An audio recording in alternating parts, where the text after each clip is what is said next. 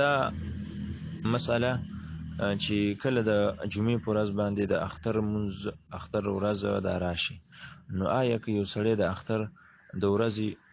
د جمعې په ورځ باندې د اختر د منځو کې، نو بیا به دا د جمعې خطبه ویلی شي وای به او کنه، د جمعې منځ به دا کوي او کنه. نو د دې متعلق دا حکم دی چې بالکل د جمعې منځ کول دا په جمع سره دا واجب دی، دغه شان د اختر منځ هم دا کول واجب دی. نو د یو واجب سره بل واجب دا حکم نه ختمیږي، نو بالکل دواړه منځونه به سره د جمع په دوو خطبو سره دا کولی شي. بل دا دی چې قرباني نه کولو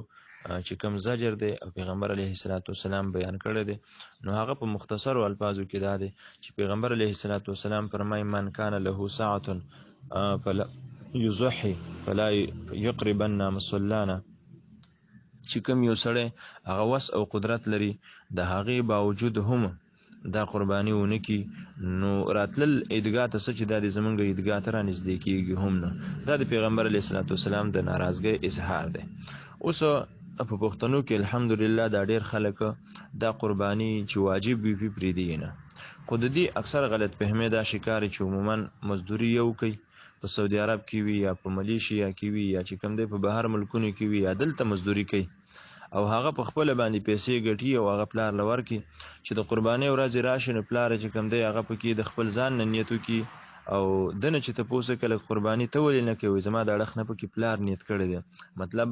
په ما باندې واجب نه ده او زمونږ د کور چې کوم دی هغه واک اختیار دا د پلار سره دی. حالانکه دا مسله غلطه ده. مسله دا ده چې کوم یو سړی مزدوري کوي او د ده سره دومره پیسې راشي چې هغه نصاب ته ورسي، نو په ده باندې په خپله باندې قرباني واجب شوه چې کله قرباني کوي دا به پکې خپل نوم اخلي چې دا قرباني د ده د اړخ نه کولی شي. پلار که دا د خپل اړخ نه قرباني وکړي او بچي هم مزدوریانې کوي او هغوی نصاب ته رسېدلي وي، نو صرف د پلار په قربانۍ سره د بچو ذمه دا نه فارغېږي، بلکې پلار به ورته وایي چې دا ستاسو د اړخ نه دا قرباني زه کومه او زما هم پکې قرباني ده. نو که ټول پکې مشترکه شي او صرف پلار پیسې ورکړي نو خو ټیک ده، خو که صرف د ځان یې وکړي او د بچو دا قرباني پرېږدي، نو په دې سره بچي ګورې ګنهګارېږي. لهذا هر یو سړی به د خپل اړخ نه خپله قرباني کوي چې څو کسان دا صاحب نصاب وي او مالدار وي. بله دا مسله ده چې کوم یو سړی دا قرباني وکړي، نو د دې په باره کې دا ده چې د دې فضیلت څه دی، نو د ټولو نه لوی فضیلت دغه دی چې پیغمبر علیه السلام فرمایي چې کله یو سړی هغه قرباني وکړي، نو د وینې د اساس کې لومبی اساس کې دا لازمه کې ته نه وي لګېدلې چې الله تعالی ته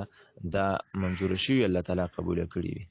بل پیغمبر علیه السلام فرمایي چې صحابو ته ویل تاسو قرباني کوئ، دا ستاسو د نیکه حضرت ابراهیم علیه السلام سنت دی. صحابه ته ویل فرمایي یا رسول الله زمونږ دپاره به په دې کې څه دا ثواب وي؟ نو پیغمبر علیه السلام ورته وفرمایل چې په هر یو ویښته باندې به الله جل شانه تاسو له اجر درکوي. وی یا رسول الله په دې اوښانو په ګډو پسې چې کوم دی دا وړی وي، نو د وړی په هر ویښته په مقابله کې به موږ له اجر راکولی شي؟ رسول الله مبارک ورته ویل بالکل به درکولی شي. د دې په وجه باندې پیغمبر علیه السلام فرمایي وی الله تعالی ته د ټولو نه محبوب ترین عمل د اختر په ورځو کې دا دی چې هغه وینه تویول دي. پیغمبر علیه السلام فرمایي چې تاسو قربانیانې کوئ ځکه چې د دې دا کم خکر دي او کم اډوکي دي کمې غوښې دي په ورځ د قیامت به دا راوړلی شي او په تله د میزان کې به واچولی شي چې کومه د نیکو تله ده په دغه کې به واچولی شي او الله تعالی ته به دا منظور وي. د دې د وجې نه هغه به د بدو عملونو سره دا ټول کولی شي. نو هر سړي له بیا په کار دی چې په چا باندې واجب وي چې خو دا قرباني دا پرې نه دي. واخر دعوانا الحمدلله.